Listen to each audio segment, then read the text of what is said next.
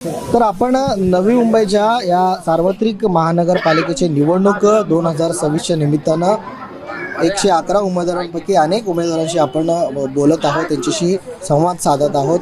त्या अनुषंगाने आज आपण घणसोली या ठिकाणी आहोत। प्रभाग क्रमांक 9 बीजेपीचे भारतीय जनता पक्षाकडून या ठिकाणी योजना कदम म्हणून आहेत मॅडम, ते उमेदवारी अर्ज दाखल केलेत, प्रचार सुरू आहेत, त्यांच्याशी बोलूयात। चालेल मॅडम, काय सांगणार आहात? काल नारळ फोडलेला आहात प्रचाराचा, शिवसेनेची सुद्धा तेवढंच ताकद दिसून आलंय, बीजेपीची सुद्धा तेवढंच ताकद दिसून आलेलं आहे।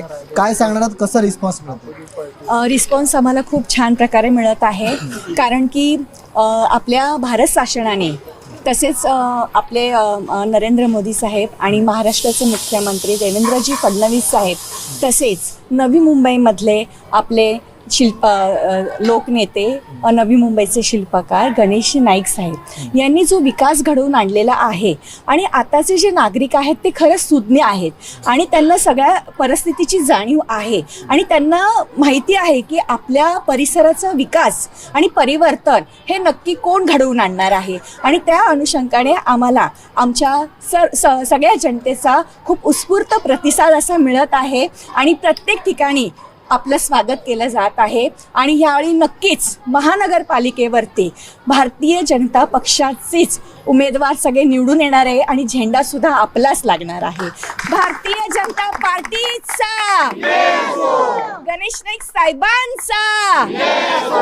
आपण उद्योगपती आहात, उद्योगपतीच्या माध्यमातून अनेक जे उपक्रम तुम्ही राबवता समाज माध्यमांवरती, कोणती अशी प्रमुख जे कामं आहेत तुम्ही ती घेऊन लोकांसमोर जात आहे? माझे पती उद्योग क्षेत्रात आहे आणि मी स्वतः शिक्षिका आहे, त्यामुळे अनेक प्रकारची कामे आहेत आणि महानगरपालिकेने ज्या काही योजना महिलांसाठी ज्या अंमलात आणलेल्या आहेत, त्या लघु उद्योग असू दे किंवा लाडकी बहीण असू दे किंवा इतर विधवा पेन्शन वगैरे असू दे, अशा अनेक प्रकारचे जे लघु उद्योग आहेत आणि त्याची जी माहिती अजूनपर्यंत महिलांना मिळालेली नाही आहे, त्या सगळ्या योजना आम्ही सगळ्यांपर्यंत पोहोचवण्याचं काम करत आहोत आणि निश्चितच या सगळ्या गोष्टींचा आपल्या महिलांना खूप फरक पडणार आहे आणि खरंच आमचं खूप स्वागत केलं जाते प्रत्येक ठिकाणी आणि विकास आणि परिवर्तन हा घडूनच येणार आहे। कारण की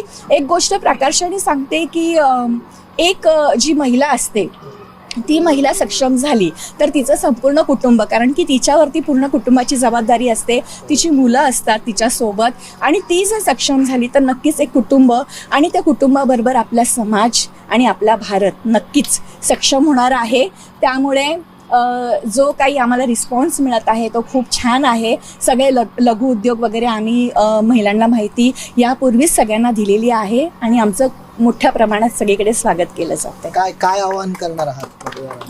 कारण हा प्रभाग रचना आहे, अनेकांना वोटिंग कसं करायचं हे सुद्धा माहिती नाही, काय आवाहन करणार आहात? आम्ही एकच आवाहन करणार आहोत की आपल्याला परिवर्तन आणि विकास हवा आहे आणि परिवर्तन आणि विकास करायचा आहे तर आपल्याला आपल्या नेत्यांवरती विश्वास ठेवून आणि आता आपल्या नेत्यांनी जे एवढं परिवर्तन घडून आणले, आता थोडक्यात म्हणायचं तर नवी मुंबईचा विकास हा आपल्या नाईक साहेबांनीच केलेला आहे।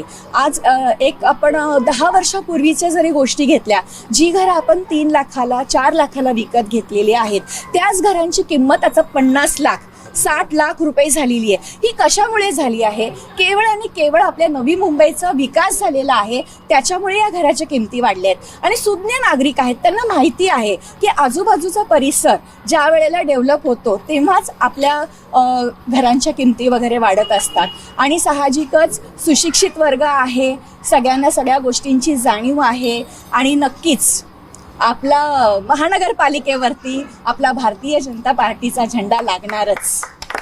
खूप खूप धन्यवाद। तर अशा पद्धतीनं एकंदरीत भारतीय जनता पक्षाकडून एक विश्वास या ठिकाणी व्यक्त करताना आपल्याला पाहायला मिळतोय, परंतु येणाऱ्या जे 16 जानेवारीला रिझल्ट लागल्यानंतरच कळेल की नक्की काय होणार आहे, हे सुद्धा वाट पाहणं तितकेच महत्त्वाचं आहे। कॅमेरामन किरण वाटेसह मी विशाल टोणगे, आवाज इंडिया TV, नवी मुंबई।